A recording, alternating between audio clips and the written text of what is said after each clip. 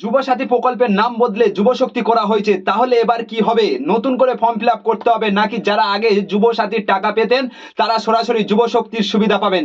বন্ধুরা, প্রথমে একটা কথা পরিষ্কার করে দিই, এখনো পর্যন্ত সরকারিভাবে ফর্ম ফিল আপ কবে শুরু হবে বা কিভাবে আবেদন করতে হবে এই বিষয়ে কোনো চূড়ান্ত ঘোষণা হয়নি।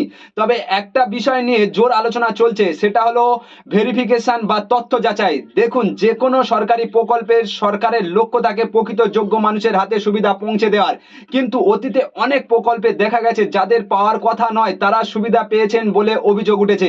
লক্ষ্মীর ভান্ডারের ক্ষেত্রেও বিভিন্ন সময় এমন অভিযোগ সামনে এসেছে যে মহিলাদের জন্য চালু হওয়া প্রকল্পে কিছু পুরুষের নামেও টাকা ঢুকেছে। এই বিষয়টি নিয়ে অনেক বিতর্ক হয়েছে এবং প্রশ্ন উঠেছে ভেরিফিকেশন নিয়ে। আর সেই কারণে অনেকের ধারণা যুবশক্তি প্রকল্পে এবার সরকার আরো কড়া যাচাই করতে পারে। অর্থাৎ আপনি সত্যি বেকার কিনা, আপনার বয়স কত, আপনার নথিপত্র ঠিক আছে কিনা, সবকিছু ভালোভাবে দেখা হতে পারে। এখন বড় প্রশ্ন হলো, যারা আগে যুবসাথীর টাকা পেতেন তাদের কি হবে? এই মুহূর্তে নিশ্চিত করে কেউ বলতে পারছে না। তবে অনেকের ধারণা শুধু আগে টাকা পেয়েছেন বলে এবার টাকা পাবেন, এমনটা নাও হতে পারে।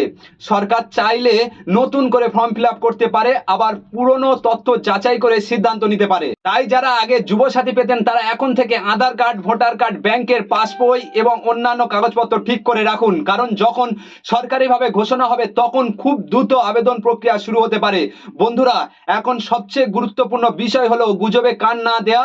সোশ্যাল মিডিয়ায় অনেক কিছু ছড়ায়, কিন্তু সরকারি ঘোষণা না হওয়া পর্যন্ত কোনো খবরের শতভাগ সত্যি বলে ধরে নেওয়া ঠিক হবে না। সরকারি বিজ্ঞপ্তি বের হলেই আমরা আপনাদের সবার আগে জানিয়ে দেব। ভিডিওটি যদি আপনার ভালো লেগে থাকে তাহলে অবশ্যই একটি লাইক করবেন, আপনার বন্ধু ও পরিবারের সঙ্গে শেয়ার করবেন। আর এই রকম গুরুত্বপূর্ণ খবর, জনস্বার্থের প্রতিবেদন এবং বাংলার প্রতিদিনের আপডেট সবার আগে পেতে আমাদের পাশে থাকুন। সবাই ভালো থাকুন, সুস্থ থাকুন। ধন্যবাদ।